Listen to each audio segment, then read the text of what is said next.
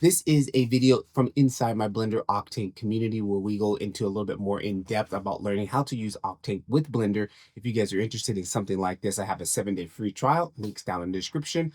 Let's get into the video. I'm going to quickly jump into this scene here that I've been working on. I've been playing with these crystals. The folks down at PixelLab reached out and they were like, hey, we got some more stuff if you want to play with it. These are the guys who make the Octane material packs, which if you have not looked into them, absolutely fantastic.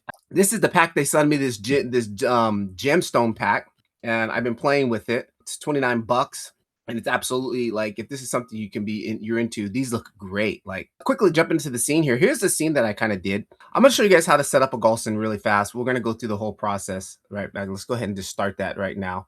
I'm gonna go into a new file here. And first thing what I'm gonna do is we need a placeholder. So I'm just gonna bring in a cube, GZ it up one. I'm actually just going to I'm just going to leave it the same size. Bring in a cube. We're going to jump over to the shader editor. We're going to add in a new material on that. Let's go full screen so you guys can see this. And then on this material, we're going to delete that material. And then we're going to go in and search for a Gaussian Splat. And here it is, Gaussian Splat material. Plug this into the displacement. And once we've got that, now we need to find our file. So I'm going to go ahead and jump over to the downloads where I downloaded the Gaussian Splat pack. So once we've got that loaded up, you see here, we do have it loaded in now. There it is, number 24. Let's jump out. And first thing first, you're going to probably jump in here and you're going to fire up the render and be like, oh, they don't work, right?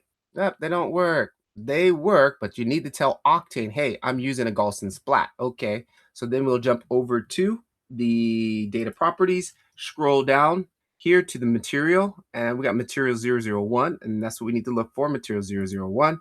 And then once you got to the material level, now we need to tell it, hey, look for this Gaussian Splat node. Gaussian Splat node, there it is. Now, boom, there. Oh, well, there's the fool's gold. Okay, and there it is. I'm going to come in here, add a plane. Actually, I'm just going to add a site backdrop there because that's just easier. Now, this is huge. And again, like I've been doing lots of research online, just like looking at how these are presented in museums and things like that. And I have yet to, I mean, there's some that are pretty large. I'm just going to bring this down to something more manageable and more realistically, and just kind of using his hand as a reference. Okay, that's about pretty good. That's a pretty good chunk of fool's gold right there. I like that. The thing I've been using recently is this quad view. Boom. Like I used to use this in Cinema 4D all the time. You can only, in quad view, you can only have one that's in full render. So like if I do that one as my camera view. So I'm just going to come here, put this down on the floor, and this is the top view. And this is the front view. I want to put in something like that. And then here, put it on the floor, zoom into that, jump out of my quad view. Okay, and jump down here. Now, one other thing I did realize you can do, which is pretty nice, you can see how our fool's goal is just sitting there floating in the middle. We could go to front view and just go tab into edit mode and just go GZ that up. So I can like maybe want to put it, actually hang on first. Let me get the orientation of that, because last time I didn't. Like some of them have a flat spot, I've noticed, and some of them don't. All right, that's cool. So actually, you know what I want to do? Let's just quickly build out a little shot here. I'm going to take that. Let me also bring in another cube. Let's scale this cube way down. This is going to be just like a little stand for it, okay? Let's go edit mode. Let's go into edit mode. Let's grab this bottom, GZ it up, something like that. I'm going to apply the scale. I'm going to come in here, modifier. I'm going to add a bevel node. Actually, first I'm going to solidify it, just to give it some thickness. All right, just going to click that. And then I'm going to go like divide by half. And then I'm going to add a bevel node. All right, give it like 3 segments. Give it like that. Shade auto smooth, harden normals. All right. And then let's just give it like, again, a clear plastic material. Pop this open, come in here, material. We know it's going to be plastic. Let's just go straight forward. Specular material. Plug that into surface. All right. I'm going to go GGX. I'm going to give it some roughness, just a tad bit. And I think this might be a little bit heavy as far as on the solidify. Let's see if we can divide that by 4. That looks a little bit better. All right. Now, let's just get a quick camera position. Grab the cube there. Control-Alt-0 on the notepad. The gram, that's basically what I always do, right? IG post, kind of something like that. Oh, I didn't save. It looks like we're going to crash. I can hear my hard drive winding down. We're going to crash? Nope, we're not. Okay, cool. Let's just go ahead and save this really quick. Get the camera ready and ready. Boom, we're gonna grab that. I'm using a 50 mil. Let's go with, I'm just gonna go with the 100 mil. Bring that in tight. Turn off autofocus. Autofocus is gonna be on the cube. There we go. I'm gonna go 2. I'm gonna give me a little bit more, go 8. And I'm gonna come in here, grab my camera lock and zoom in a little bit. Kind of center this up. If I was doing that in real life, I'd probably be aiming down at it a little bit, kind of something like that. Let's give this a material, our cyc. I'm gonna give it a more darker color because it tends to make these crystals and things pop a little bit. GGX. Actually, probably gonna go more diffuse. There we go, something like that, like a museum display. Cool. Now lighting. I got this light HDRI right now kind of kicking in. Let me go ahead and kill that. There we go. Now, again, you see it's fully lit because that's what Gaussian Splat is. They do emit light. They are basically little light balls, right? So if we come in here and we click on that, we can see here's our intensity. Here's our alpha min. Like there's the alpha on that. Then we've got this, which I don't know what exact, but it does make it blurrier and bigger. I don't know, but I noticed it does really slow down the viewport too. Like, look at that. Like it really, whatever it's doing, it's quite heavy. So I just put that back to 0. So guys, I found out what that setting is. That covariance bias, you have the scale and you have the bias. And that's basically, I guess in some splats, you might get the little ellipsoid, basically the little circles, the balls of the Gaussian splat. Some might have too much spacing between them. And like that allows you to, the scale allows you to expand them or contract them. And then the other one is kind of like, it makes them more thicker. So again, with the ray tracing, when we make it more thicker, they start to overlap, and that's extra rays that are being calculated. And that's why the viewport slows down very much, because it's kind of heavy on the calculation. So you will use that if your Gaussian splat is looking a little thin or looking a little weak. You can use that, but use it very gingerly, because again, you're basically expanding the little ellipsoids or scaling them down or making them more thicker or making them more overlap or spreading them out. That's basically what it kind of doing. There we go, back to 0, and then we get like, so I gotta search what exactly that's doing. Then we've got whatever that is, the scale, but I'm gonna leave that alone. Then we've got our intensity, the brightness of this, right? And then we've got our color space, which you can change the color space on that. You can flip this, is basically flipping up and down.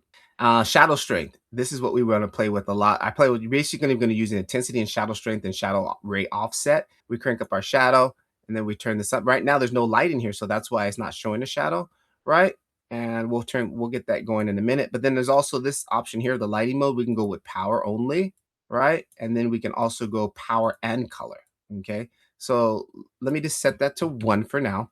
Let's get a light in the scene. I'm gonna pop in a light. I'm gonna go to Octane area light. We're gonna go GZ this up. And again, this is quite of a large light for something so small. Like again, trying to think real world scale. Museum light will be those little tiny, they got those little tiny circle lights. I'm kind of going to be mimicking one of those here, little halogen bulbs setups here. While we're at it, I'm going to add a constraint, track 2. We're going to track 2 cube. There we go. And then I'm going to go back to the light here. I'm going to change it to a disk. Yep, I want to change it to a disk. And again, real world specs. Let's go to a black body emission. Plug that into the emission, right? There it is. So let's kind of like, I can play with this light here. I'm going to do something coming off to the, maybe something coming off to the back. Well, it'll be a museum piece. It will be kind of something more like this, coming to at a side angle, 3/4 side angle. And you know what, while we're at it, let's add one of those spotlight. Let's add one of these spotlight utilities in here. I didn't do this last time, but I want to try it. Let's add that into distribution. And now you see we've kind of got more of a spotlight, because that's what those lights actually kind of do more. So let's kind of do more of like the spotlight type thing. All right, and we can see this is pretty bright, because again, a light wouldn't be, there'd probably be 75-watt bulbs maybe lighting that, maybe even less than that, 65.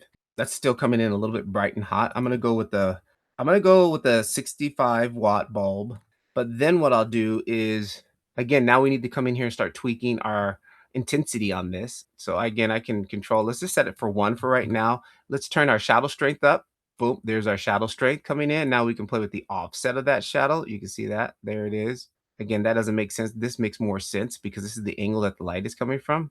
So I'm gonna set that to full 0 for right now. And 75-watt bulb, we could crank this up a little bit more, the intensity. And I'm actually going to back down that. It's like a little bit, maybe too dark. Let's back that off just a tad bit. Again, this is all preference now. This is going to be all preference. Maybe something like that.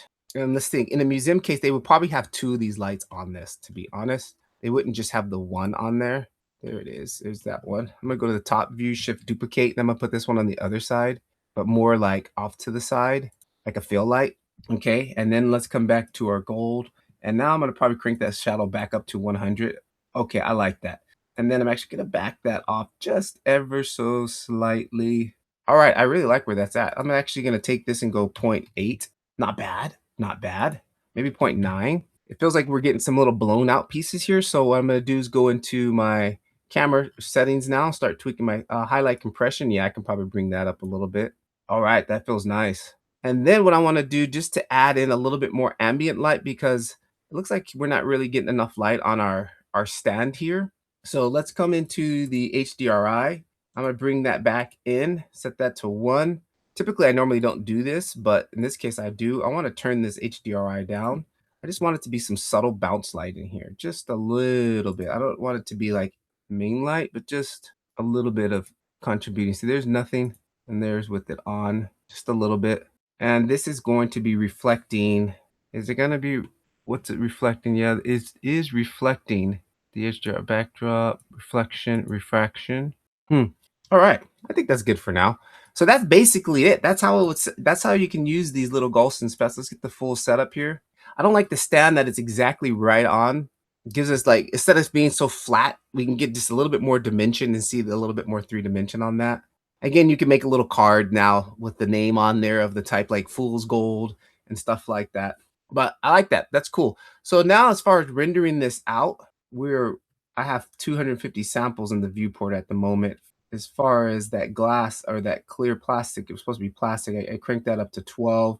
Let's start off with 500 samples and just see what this looks like. Now, another thing I like to do is burn in some contrast. So I go to color management and I go down here to gamma. I'm going to gamma down and then expose up just a little bit to add a little bit of contrast in there. Save that, and I'm going to go ahead and export that. All right, let's render that and see what that's going to look like with 500 samples. I tend to notice that I need a little bit more samples than I think I need when I'm doing the other ones, like the more crystally like ones. I probably was at about 1,000 samples.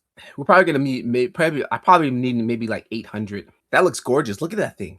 I think that box is too high. I could probably make that box lower. All right, there it is. That is finished. And let's go and see what that looks like. Comp wise, there it is with the denoiser. Yeah, I probably could get away with 800 samples.